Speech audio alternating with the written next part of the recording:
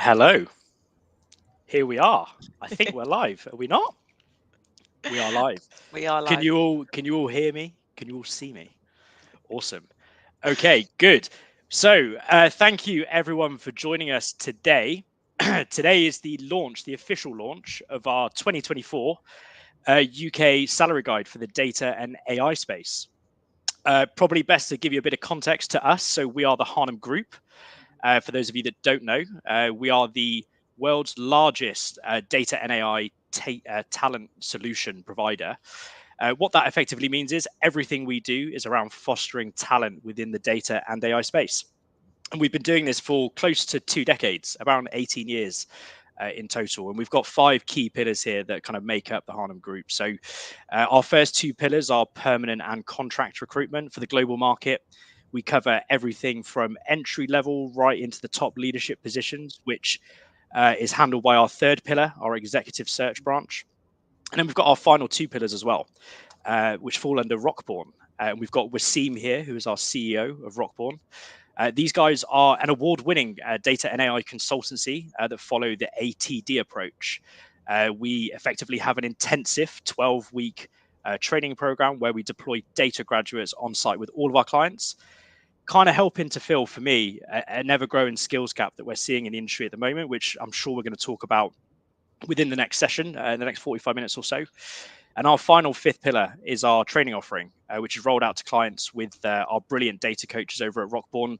These guys cover everything from data engineering to analytics to even more of the latest stuff on the markets with prompt engineering and generative AI. So I'm based in our UK office alongside Waseem and Kirsty. It's a miserable day here in Wimbledon, but we do have offices globally.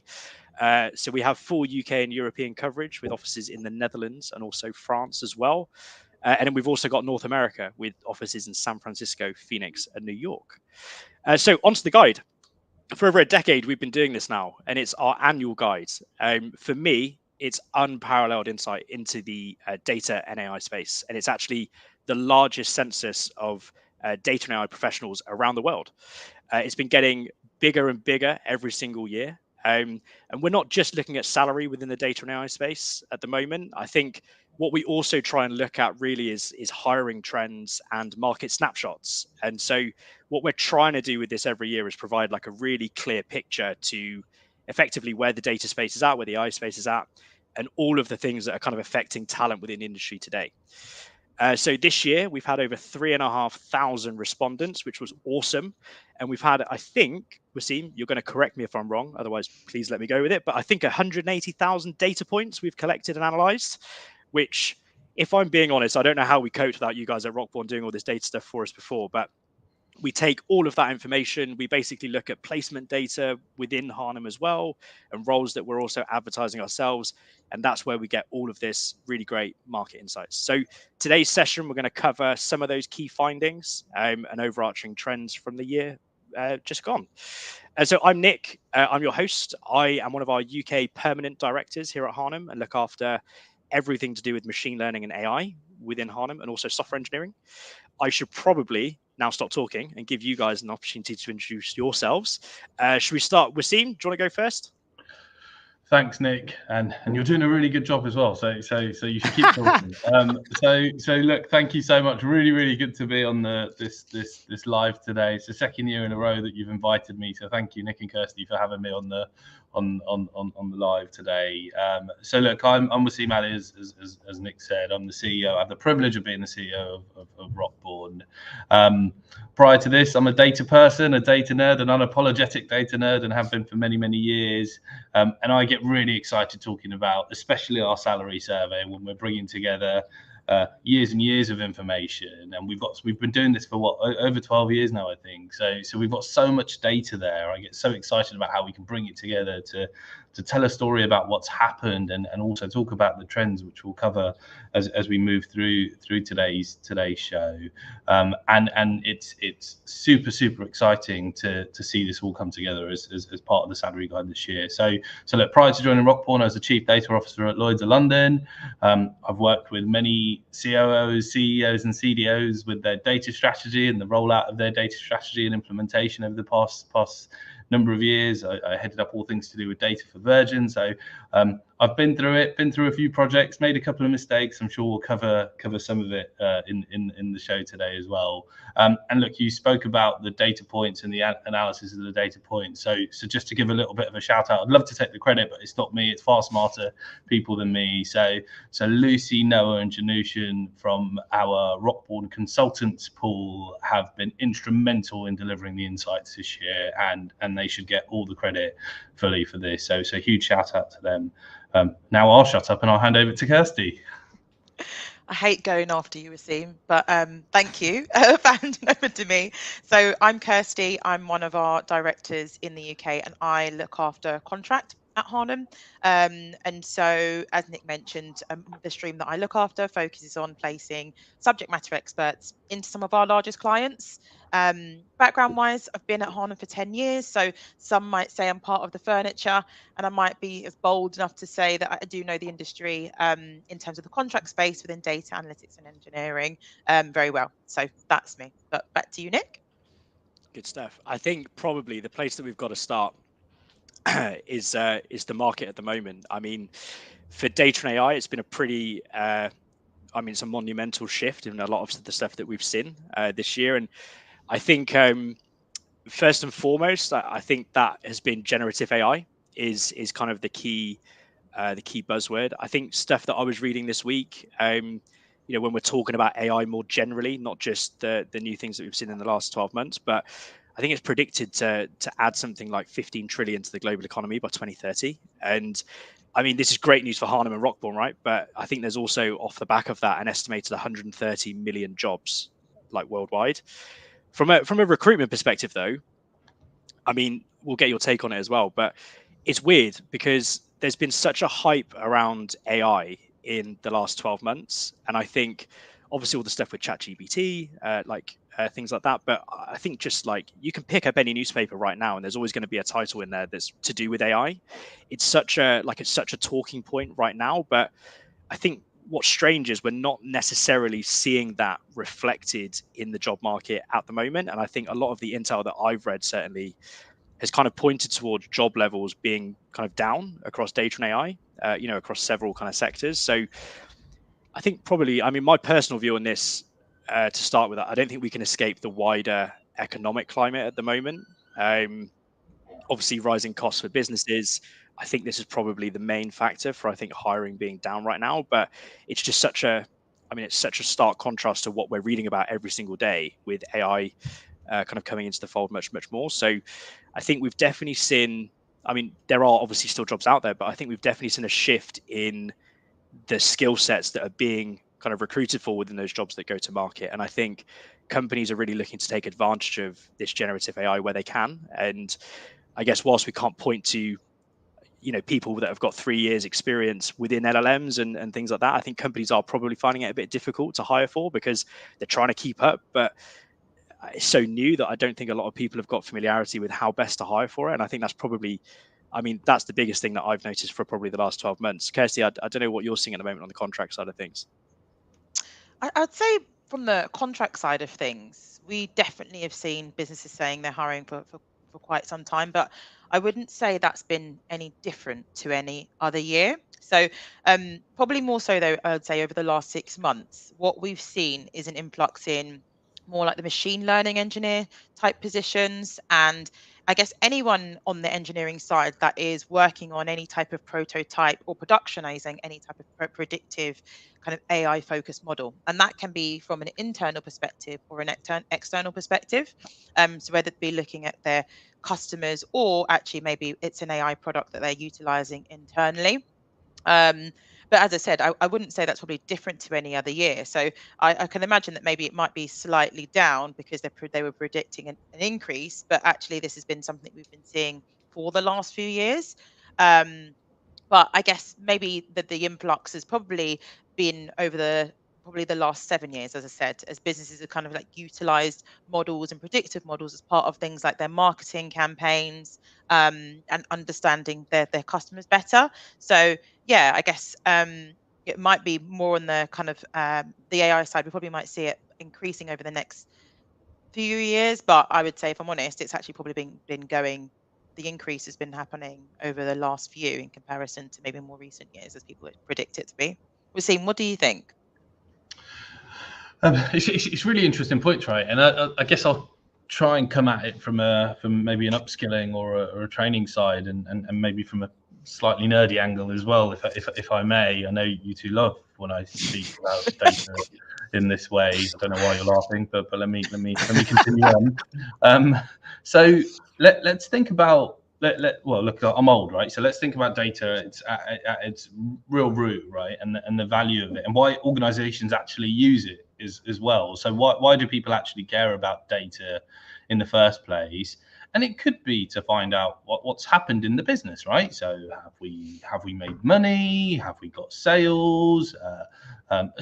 So on and so forth, right? So how organisations actually use the data. So first of all, it's that. The other element could be trying to look at the data that's already happened to predict what's going to happen in the future. So look at past trends to predict what's going to happen in the future, and potentially taking external data sources into account as well, right? So look, I was in insurance before this. Weather was a big data set that we used to use a lot, so it could be external data sources that we use in this as well. So at a really, really simple level, if you think about predictions, you're trying to predict what's going to happen based on external data. It could be external factors, market factors, so on and so forth, and past company data to try and create a bit of a plan around what's going to happen in the future for your business as well. Now, back in the day, these used to be statisticians. They're still around and they're still doing this and some complex stuff around it. The fashion changed for these roles becoming data scientists, and that was a really, really big thing. And then we started branching into different elements of data science, which was could at one point robotics, machine learning was another one with lots of different strands in it. Artificial intelligence became one. Now generative AI is a big thing that individuals are talking about. So the stat around 133 million new jobs in the AI space is really, really interesting, because actually I come at it from a perspective of the core skills that you need in order to be an effective data scientist or an AI engineer or whatever you call it are actually really similar. So I wonder how many data scientists will morph into AI-based roles. I really, really am interested in that, because I think the core foundational skills are actually very similar. Obviously, upskilling needs to be done with the new technology around generative AI and so on and so forth. But I think the core skills are really, really similar, and that's kind of where the skills development piece comes into play. And I would probably see that some of the university degrees will start morphing into more things to do with AI. I know they're already starting to do data and data analytics and stuff. I will start seeing things. I think things like that will happen in the university sector, but also with companies like ours, like Rockborne, where to get people into this space, they'll go through a bit of a training program if they're kind of entry level or graduate level, or we will support organizations in upskilling people in this kind of in this kind of AI space. So I think organizations are thinking twofold. One is, how do we bring this talent in? And two, how do we upskill our current talent to do a little bit more in the generative AI space? So I'm really interested in this space as it moves forward. And I'm sure if you invite me again, Nick and Kirsty, my view will change next year. Well, you've made it 2 years in a row, so I think perhaps we go for a hat trick. Yeah. We'll see what the feedback and NPS score is after this. But all right. No, you're bang on. I think it's like an ever evolving landscape. I mean, I'm the same as Kirsty, right? I was here 10 years ago, and the change in the last 10 years has been monumental, but particularly in the last 12 months. And I think data science 10 years ago was, the big thing. I think someone wrote an article about it being the sexiest job of the 21st century. I don't know who wrote it. They clearly didn't know what recruitment was, but over time, it's kind of been more focused around not just building these machine learning models, but it's also about deploying and scaling them as well. Like Kirsty said, with all of this, machine learning engineering, but really it seems like generative AI has got the attention of everyone right now. And I think, as we've seen, there's not a readily available pool of talent that's kind of there that people can hire. And so I think we've seen a lot of, and this is just from day-to-day conversations, right? A lot of people that are kind of taking on extra training to kind of get up to speed and position themselves in the best way for all this. And I think, to be honest, going back to the initial point around the mismatch in like hype that we're seeing, but also job market activity, there's a part of me that just kind of feels like companies have almost learned from a few of those mistakes over the last 10 years. I think I've seen so many companies that have rushed to hire people with like, these sorts of skill sets, and they haven't had necessarily a sensible plan and a strategy in place. And I feel like from conversations that we're having, this seems so new and almost, such a game changer. I think companies have kind of realized that actually it's important to have that strategy in place first before they rush to hiring. So I think there may be a lag effect that we see with the hype at the moment and the job market reflecting that hype. Waseem, are you kind of, I guess, with your clients, are you having the same conversation? Like, I think there's an interesting almost like battle between like innovation and regulation, I guess.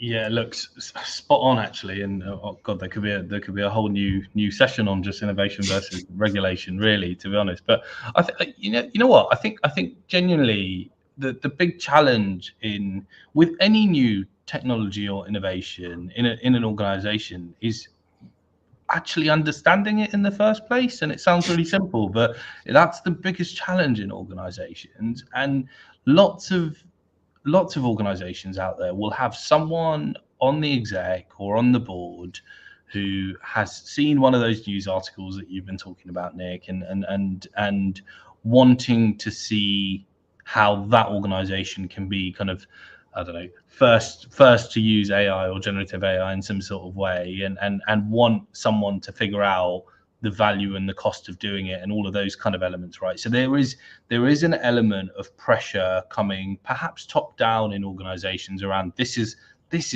pretty good, let's do it. It used to be big data back in the day, right? So if both of you remember the big data kind of hype, it used to be we want big data, but people didn't quite understand what big data was and the elements of it. So I think that's really, really important to manage. And people like me in my previous role would manage those expectations both kind of upwards to the board, but also in the business and educating them on what it is and stuff. Now with the survey that we've just done, it's clearly generating interest, because I think 34% are expecting large language models, generative AI, to have one of the biggest impacts on data and AI this year, and regulation coming second. So it is something that everyone is talking about, and I think organizations and people like me in my previous role, so chief data officers, maybe chief technology officers or the similar, are trying to work out where the innovation and regulation should balance out. And we always know that innovation will go faster than regulation. So I think it's a real balance that leaders and data and AI leaders need to play in rolling this out across their organizational customers and stuff as well. So if I can just spend a minute or so just breaking this down into the approach that I'm seeing. This is by no means a playbook or a framework or something, but this is the approach I'm seeing, and it's the approach I've used previously in organizations when dealing with new innovation. So if organizations want to do something with generative AI, they need the rollout of it in some sort of structured way, and in careful phases. Sounds really simple, but really you do need to concentrate on that as you're doing this. So really simply put, could you use any of the out-of-the-box generative AI stuff? And I'm talking about things like, I don't know, Microsoft Teams does meeting summary notes. I think they call it Copilot, right? Meeting summary notes. They do actions as well as part of that. All of those kind of things. So if all consents, etc., are in place and you've got that relationship with Microsoft, is that an easy one to get started with, right? With a small cost associated with it. So you're starting to play with something already out of the box, which a large company has invested a lot of money into developing.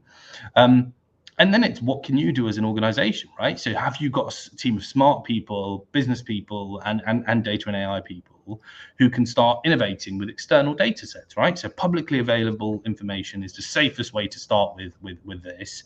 And actually, can your teams in organizations find a safe way of exploring this kind of external information to perhaps build a generative AI model, maybe build a chatbot, maybe build something along those lines, a safe way of doing that. And then you mix your internal data into it as well, right? So as you start getting more and more comfortable, you're comfortable with the safety of it, start putting some of the internal data onto it. My one thing to all leaders out there, not only data leaders, perhaps the level above, is there's a lot of trial and failure in this, and there's a lot of iteration to move any of this into production. Kind of, if you're working on 100 proof of concepts, I wouldn't be surprised if 95 of them fail, but that's the point of doing proof of concepts, right? You need to find the few that actually succeed and can prove value on it. So there does need to be some commitment and investment around that kind of stuff. And then when you move into production, it's all about rolling it out safely and monitoring it on top of that to make sure it is proving value and it is doing it in a secure way as well. And to kind of wrap that all up into something perhaps meaningful, organizations will be looking at things like literacy, policy, training, and all of those kind of elements to try and get the organization on board as well. And I think organizations are starting internally, actually, with their internal employees before going external. I mean, Kirsty, we did an event called Demystifying AI, right? And that was clearly a theme that came out, right? Yeah, definitely. So I think what was quite interesting actually about the event that we hosted was that it was quite clear from speaking to different CDOs and heads of that companies are largely at one of 3 stages in terms of their AI rollout. So some of them have a couple of AI products that they're focusing on and maybe how they might work logistically within like things like their stores and things like that. So they were looking at actually how their internal employees might be able to utilize those based on their workflows, and they were considering those. So I guess to your point, actually, I think that probably might be a safer route. Maybe controversial for me to say so, but a safer route to trial that out. Or the second stage that they could be at is actually they were considering the more governance side. Now, this is one of these things I think is again probably might be relatively controversial, but or even though they wanted to just focus on kind of from the governance perspective, and obviously looking at how data is flowing into these AI products and actually do they have the permissions from that, because of the size of the organizations that might want to look at the governance first, I can probably guarantee that maybe AI is still being used somewhere, whether it be across the organization. And I'm not saying that they would be getting non-consensual data into that, but it probably is still being used, whether it just be a chat GPT to write something for you, whether it be an email, etc. And then the final stage that we were noticing, and from the conversation that we were having, is that at the other end of the spectrum, there's obviously people that are utilizing AI within the organization, and have been, like you mentioned, obviously innovation is always going to work faster than regulation. So the organization is now trying to wrangle it back and create rules after the fact. And actually that tended to be one of the biggest challenges that they were facing, because if it's consistently being used across the board and people have found their own ways of utilizing it, then it is kind of sometimes a bit more challenging to put rules into place that therefore might feel like it's restricting like the commercial outcomes, shall we say? But yeah, I guess Nick, what's the kind of market sentiment that you're seeing towards it? Yeah, definitely. I mean, positive, right? I mean, in the guide that we had, one of the positive stats that came out was 68% of people that we surveyed basically viewed AI as positive. I think it's important to note that obviously people that responded were data and AI, but obviously still a pretty good number.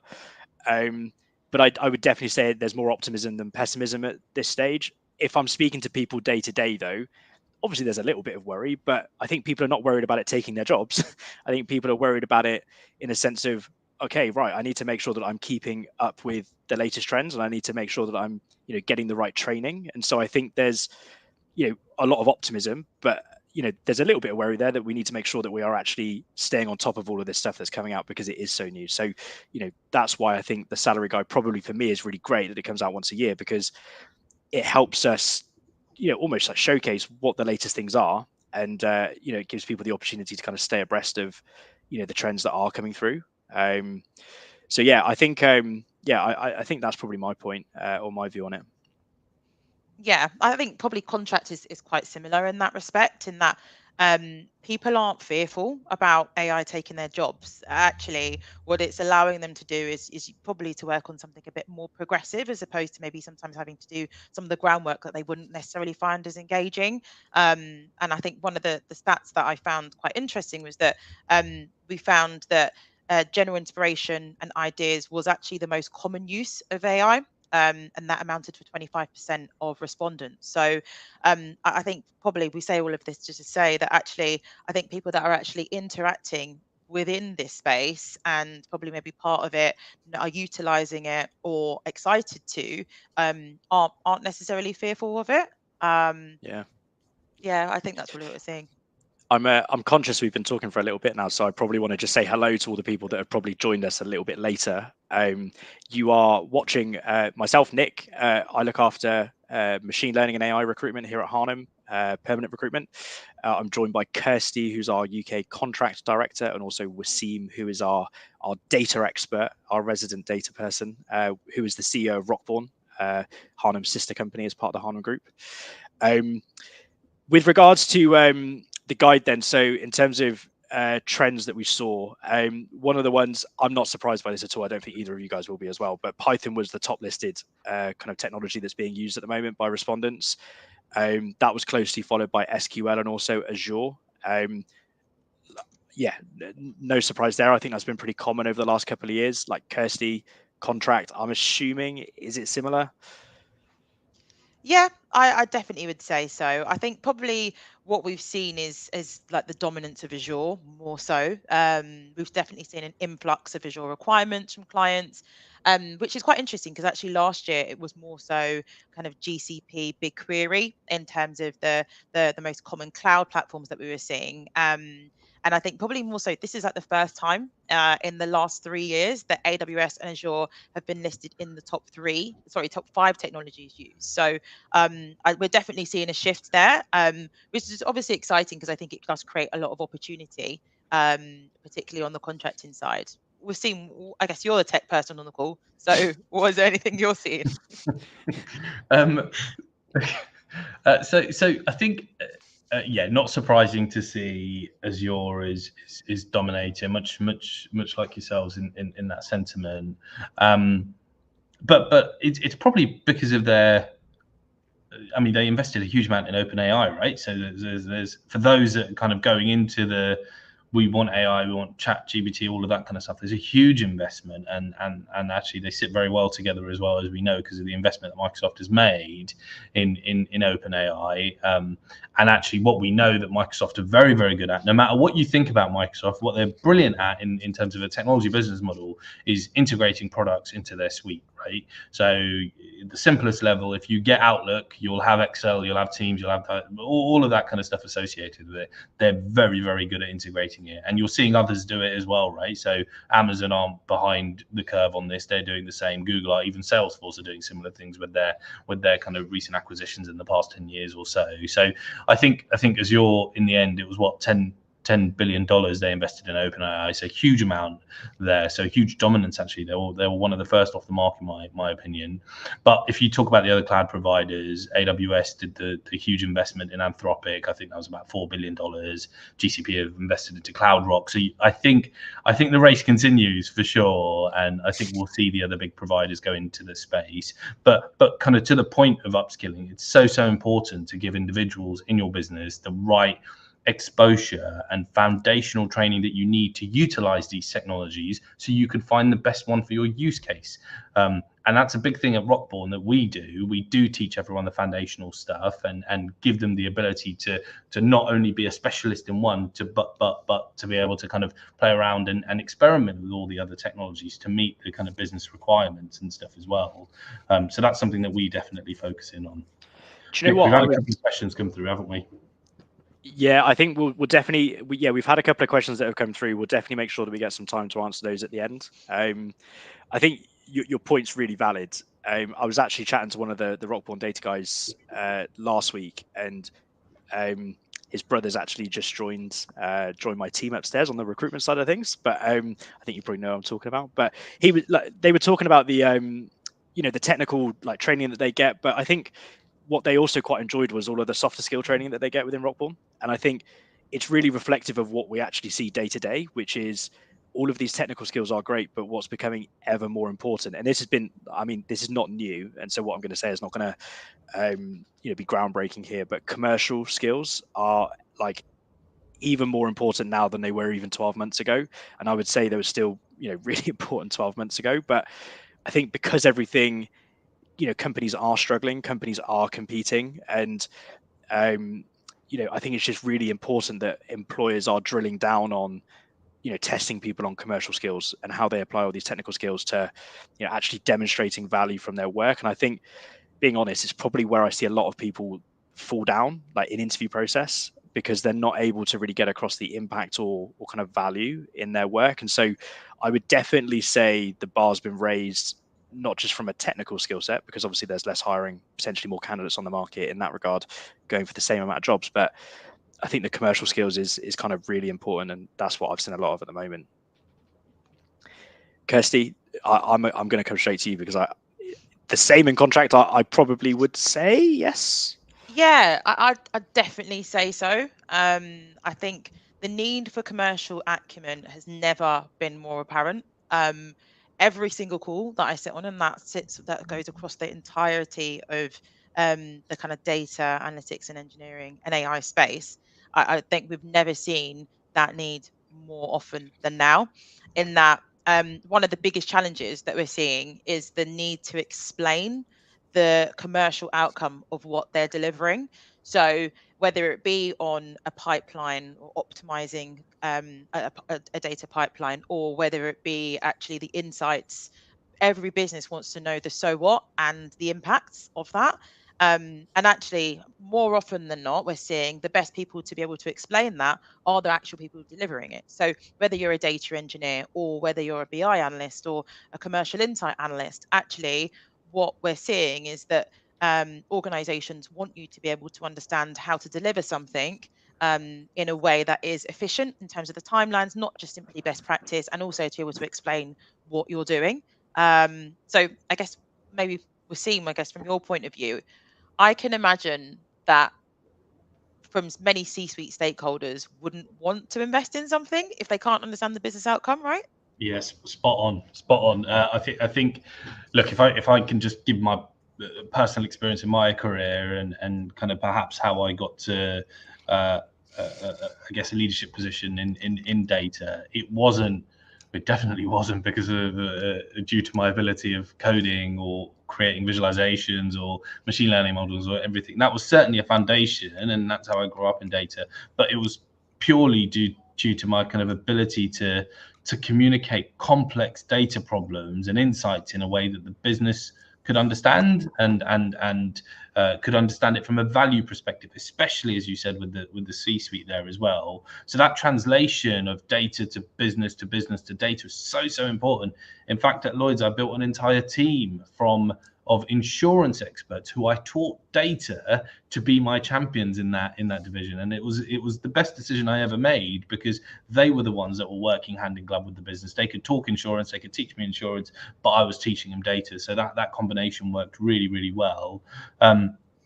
And in my opinion, and I'd love the viewers' view on this as well, and their thoughts as well, but I think the most successful data leaders out there today have a knack of communicating with everyone on the board, everyone in the exec, all the way through to kind of operational staff on the ground, to showcase the value of the complex work that they're doing. And it's these leaders that get the backing and the funding from the exec as well. So I'm definitely seeing that. And again, I'd love people's thoughts. I'm happy for you to disagree with me, but I'd love people's thoughts in the comments here as well.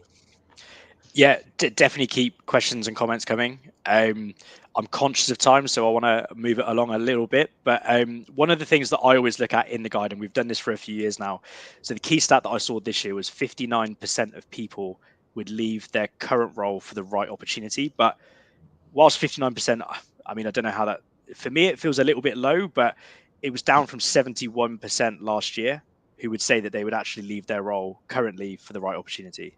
But that's interesting. Why wouldn't it be 100%? Like as recruitment professionals, why wouldn't it be 100%? If you got the right opportunity, why wouldn't everyone want to leave? What's your thoughts? To be honest, I think there's a lot of look. There is a lot of instability and uncertainty in the market at the moment, and I think obviously a lot of the big tech firms, they made sways of redundancies. A lot of other firms kind of followed suit, and so I think that uncertainty around moving, kind of maybe being in probation for 6 months at a time when obviously companies left, right, and centre across all industries are making redundancies. I think that's probably causing people to maybe just sit tight a bit more than they were perhaps. But the other stat that's kind of linked to this would be that 60% of people feel more secure in their jobs than last year. But I would also say that's also down. So it was 83% in 2023. So it's the lowest figure that it's been for at least 3 years. And I think for the first time in the salary guide's history, I was chatting with the marketing guys, but companies downsizing and making redundancies has been cited as one of the top 5 reasons why people are leaving their jobs this year. And we've never had that in the last 12 years that we've been running it. And so I think the other kind of thing that I think then this is tied to with the salary guide that I've seen so far, it's having a bit of a dampening effect on salary across the whole market, not just within my area of AI and machine learning, but across all areas of data that we cover. I think we're seeing much slower salary progression because obviously it's rocketed in the last 10 years, right? But I think it's slowed somewhat. And I think we're seeing a lot of people take perhaps sideways moves or kind of pay cuts because it's more important to have the job and the stability than it is to have the increase and the risk of redundancy hanging over them. Obviously, if you've got a mortgage or you've got potential, kids to feed and things like that, it's important about the stability. But I would also say that there are some people as well that are being quite strategic and taking pay cuts in order to position themselves in the right space, so that they've then got a lot of room to kind of learn and develop. And a lot of people have been looking to transition into these generative AI type jobs where they get to learn a new up and coming skill set, but also if there's not a salary rise that goes with it, they're kind of okay, and they're actually just taking a bit of a sideways move in that side. I'm conscious around benefits. That was another thing that I wanted to discuss. Sorry if you guys had any other comments on that, but I want to discuss benefits. One of the absolute, it's been top now, it feels like, for a little while, but working from home, it's the top benefit of candidates at the moment and what they're looking for. And it feels like a long time ago that we were all in the office 5 days a week. I don't really know how some people managed it. But we've seen a lot of companies that are starting to go back in 3 days a week. And I was chatting to one of the guys that came over from our San Francisco office this week, and he was saying that a lot of the big tech are starting to move out there to get people back into the office. But the number from the salary guide this year was that the vast majority of people are going into the office at least 1 or 2 days a week. Kirsty, Waseem, like, any thoughts on, are you surprised that working from home is the top one still?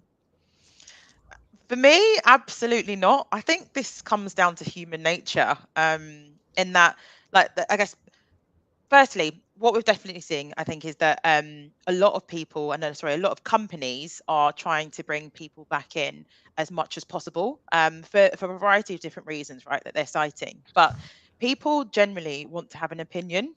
And I'm sure that maybe there will obviously be people that will disagree with me on this, but generally speaking, people want to have an opinion. They don't really want to be told one extreme or another, because that, obviously, being at home versus being in the office, regardless of whichever extreme it's going to be, will impact your life and your work-life balance and things like that. So I think it doesn't surprise me at all that is definitely still a number one requirement for people. But also, we're seeing a legacy from COVID in that people don't live where they work anymore. A lot of people maybe moved away from maybe big cities, towns, things like that, and therefore have probably got really established home working setups and can actually work from home. But yeah, I think that's probably more so what I'm seeing. I wonder if there's a kind of, so where, as you both know, kind of Harnham and the Harnham Group, we're supportive of flexible working, and we champion it quite a lot here as well. But I do wonder, because I'm reading lots of articles on it recently around the kind of move back to work, and everyone's kind of citing it as a commercial, yes, come back to the office type thing. But there's a lot of kind of studies out there around mental health as well. So actually, because again, legacy of COVID, but candidates or employees suffering as a result of not having that kind of human interaction, the water cooler moments, all of that kind of stuff, and being at home. And in fact, I was reading a report recently that spoke about the loneliness that under 35s are feeling from working from home. I think it was over 81%. I thought it was like staggering number. So do you think that plays a part in people coming back into the office a little bit more as well? Possibly. Do you know what? I think my point probably would be is more having the flexibility, because ultimately coming into the office or staying at home also will similarly have an impact on your mental well-being. If you've got a really good setup at home and actually you've got commitments and things like that, then being maybe pulled back to come back into the office on a prescriptive basis will have an impact on that. So I think probably the answer for me from my perspective would be that we can't have, and businesses and clients can't have a one size fits all approach. Candidates, we've found that definitely candidates will reject offers if there's an extreme approach to it. So it's definitely a deciding factor. I mean, let's not forget cost as well. I mean, it's such a big aspect of the working from home. I think if you've got two offers on the table, both at the same level, but one's asking you to go in 3 days a week, and then one's basically saying, no, come in like once every 2 weeks, it's absolutely fine. I'm not going to guarantee it, but I can almost say with some confidence, I know which one's more appealing to most because it's extra money in your pocket, right? And I think the other thing, what's interesting is when we did the first few guides, the stark contrast between like the major cities and outside of that, and particularly London and the rest, was quite obviously quite vast. And Kirsty, obviously, like you mentioned, like the people that have moved outside of not just London but other major cities as well, it's really reduced the gap in earnings between London and the rest of the UK. And I think if you look at the guide this year, and obviously everyone's going to be able to download it from today, but the differences between London and elsewhere are just less and less and less. And I think that's all as a result of the working from home stuff that obviously came off the back of COVID. I'm conscious, Kirsty, we haven't really discussed contract at all. We've gleaned some insights from you throughout the conversation so far, but is there anything from like a contract perspective that was particularly interesting this year that you want to discuss?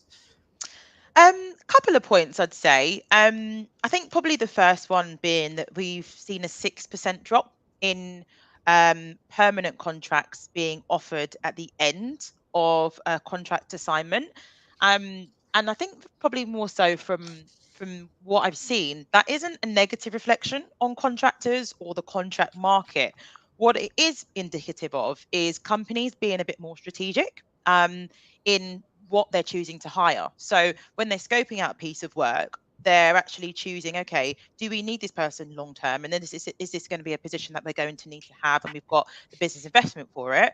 And then therefore they're kicking off a permanent hiring process. Or actually, is this a piece of work that we need to deliver now? And maybe a permanent person might come along later down the line, but that profile could be different to the one that we bring in now to kick it off. So I would say actually that stat isn't a negative one, even though it's a drop. Actually, it's not a negative one. It's actually indicative of organizations being a little bit more strategic in how they're scoping out their hires, and looking at, I guess, injecting skills into projects. And I think, in fact, an injection of skills was the top reason that respondents gave for using contract hirers, which is, I think, really complementary to that, right? So I think what we saw a couple of years ago with the introduction of IR35 reforms on the liability kind of sitting on the client's side, is that we all thought that there was potentially going to be a bit of a decrease, but actually I think organizations are being a bit more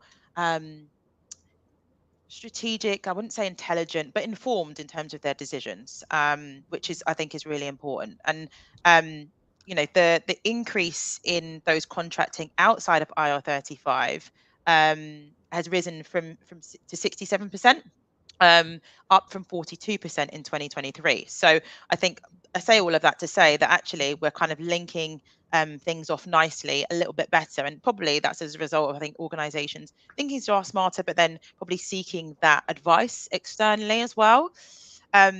One of the other things I saw that was quite interesting was that the average length of contract extension halved. So last year it was 28 weeks, and actually this year it's halved, obviously, to 14 weeks. Now that doesn't surprise me, because earlier on we were discussing an influx of requirements over the past few years within like the data engineering, AI space, etc.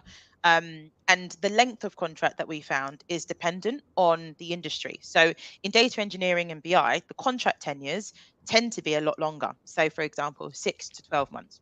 Whereas maybe within the digital and marketing space, what we've found is that they tend to be maybe 3 months onwards. And so the scope of work might be initially a 3-month piece of deliverables, and then there would be extensions from then on. And so I think we're definitely seeing the biggest demands within probably the engineering and the productionizing space, or within obviously AI. And so naturally, if you're seeing longer contracts that come up, what will happen is at the end of that, they probably would have delivered that, and essentially the extension is probably going to be a couple of weeks as opposed to maybe another 6 months, unless they're going to kick off a new project. I guess just adding on from that, one of the other stats I saw that was quite interesting was that we saw a 16% drop in respondents receiving a day rate increase, which again doesn't surprise me, because just linking off my further point just now, if we're seeing more contracts within engineering that tend to be longer, then there's not really an opportunity for somebody to negotiate their day rate unless it's the end of that piece of work. So actually, I would say that probably links up quite nicely overall to what we're probably seeing within the engineering, within the contract space, and I guess within the kind of SME space overall. I guess Waseem, is there anything that you've seen on that kind of project-based work? Yeah, exactly similar actually. So I think Kirsty and I are starting to have lots more conversations, which Kirsty absolutely loves because she gets to be on a conversation with me, clearly. But we're talking to clients a lot more about project-based solutions and actually how we can help kind of equip their team across senior experienced resource from the kind of Harnham's contract pool, and then the Rockborne consultants that we have as well, and how can we kind of develop a team for them to meet their requirements as well. I mean, the projects aren't, the market's tough, but the projects aren't stopping for organizations. They know that they need to invest in data and AI to stay ahead of the curve, and we're seeing a lot more conversations, and actually really interesting conversations around that with clients at the moment. So that's the only thing I'd add to that point. I think one of the things we have to discuss is kind of diversity within the industry. Obviously, this is our kind of salary guide, so it's not like a full white paper, but we do obviously touch upon it in this. But for anyone that is obviously interested, we release a diversity guide every year as well, which does a much bigger deep dive into effectively the state of diversity within data and AI. That I believe is going to come out with September, October this year. But obviously, we've got a bit of data coming through from the salary guides that obviously you guys have had a chance to take a look at, Waseem, in this year's kind of survey. Is it getting better? Obviously, it's not been great, but is there any like positive things that we can take from this guide? It's a bit disappointing that we're not seeing progress, if I'm to be honest. And again, more detail to follow on it. But the pay gap has increased slightly. So male respondents earning 18% more than their female counterparts in similar roles. It's 2.6% higher than last year, which is concerning. The female representation only increased by 2%. It was 29% last year. It's 31% this year, and actually I'm disappointed, but at the same time I'm not surprised, because we are hearing in the news about lots of kind of DEI initiatives and kind of quiet quitting from organizations on their DEI initiatives, which is so disappointing. You've read about it in Microsoft in terms of their layoffs. You might have seen the news. I wrote a piece on it for around the Tech Talent Charter, which, I mean, it's been going for 9 years, and due to organizations shelving their DEI strategies to prioritize other business goals, the Tech Talent Charter has closed, and that's also really disappointing. And I think it's really important that organizations need to ensure, whilst economic climate, all of those kind of things are absolutely the right thing to be thinking about, but actually almost need to think about DEI initiatives in terms of the value that they're bringing to the organization, as opposed to, and I've spoken about this several times, as opposed to the statistic that they're trying to take off.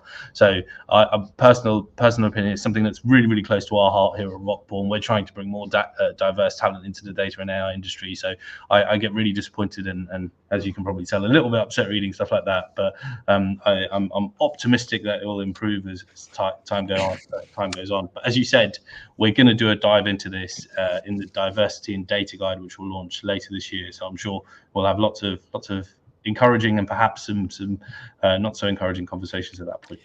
The one stat that I saw, which was really alarming, was that 8% of the people that responded to the salary guide reported that they worked for a company with diversity initiatives. I think there's such a high percentage of people there that don't know what their company's diversity initiatives are, and when it's actually proven to make a business more successful and perform better, when every company is struggling at the moment and trying to perform better, it's bizarre that there are companies out there that are just scrapping certain initiatives and schemes. I can't get my head around it, but yes, we will definitely make sure that we do a better job of highlighting some of the things around diversity in the diversity guide, which comes out later on.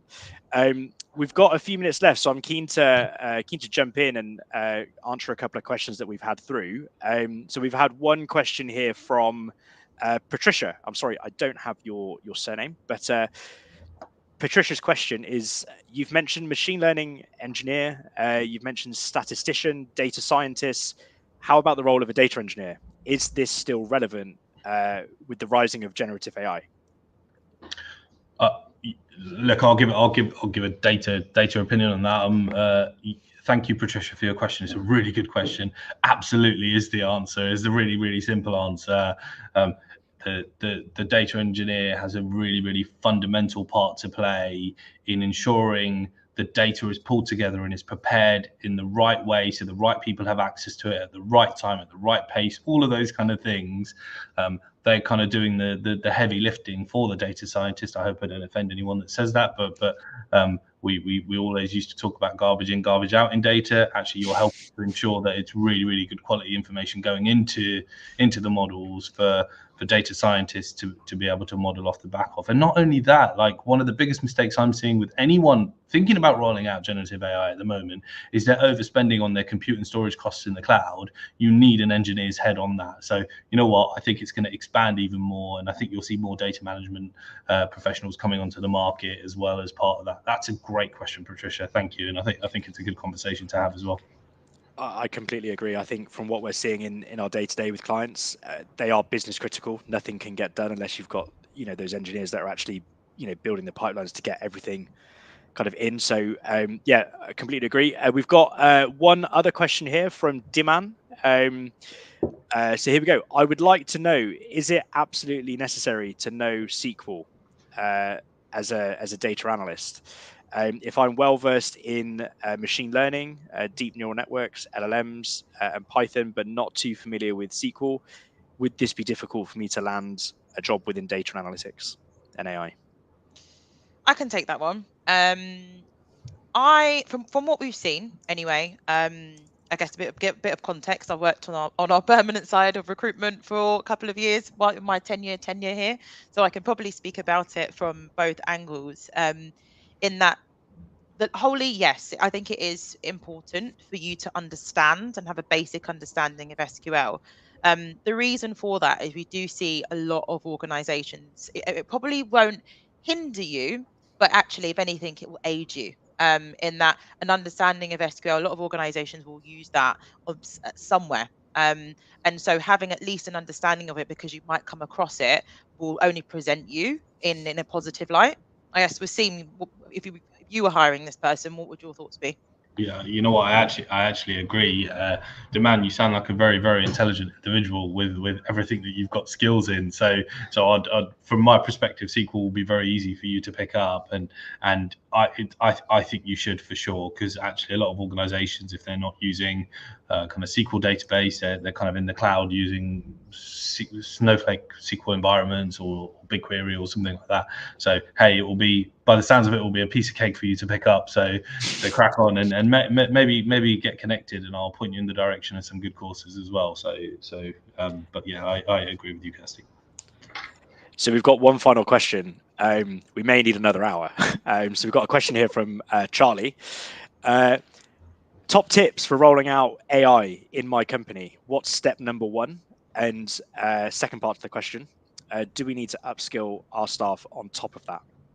Waseem, you've obviously run your own, you've run your own business, so that's your fault. You shouldn't be stepping back from this. So go on.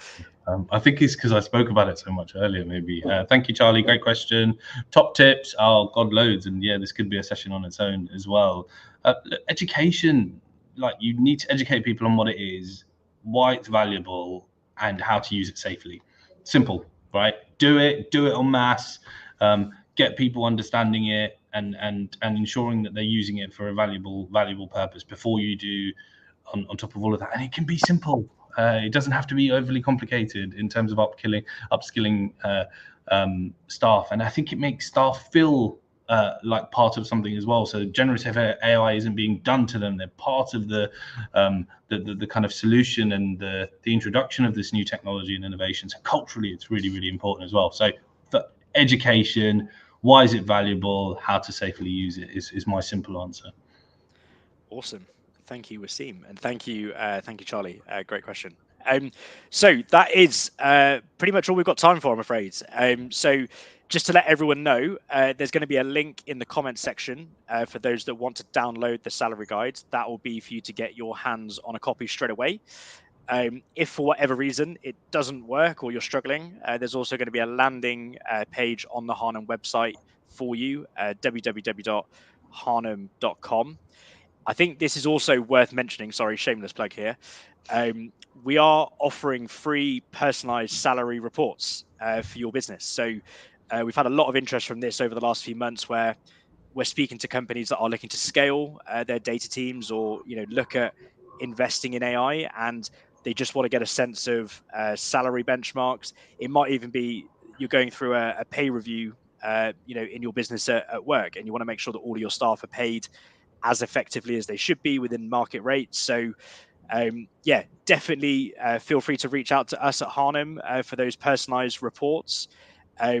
It's tailored to you as well. I think that's also the key thing. So if you're, for example, working in life sciences, we'll make sure that we provide some data around not only the data and AI space, but also the life sciences industry too, just as an example. And then finally, for all of our US listeners, there is a reminder just here that next week we're going to launch our US guide. So please tune in for that one. That should be great. I've already had a look at the numbers, and it's as interesting as the UK. You'll be pleased to know. But look, thank you everyone for listening. Hope you found it useful. Look forward to hearing everyone's feedback, particularly on Waseem, given that he's asked for it for his third year. But if you have any other questions, feel free to drop us all a message on LinkedIn. We are all there. That's Nick, Waseem, and Kirsty. Thank you very much. Bye.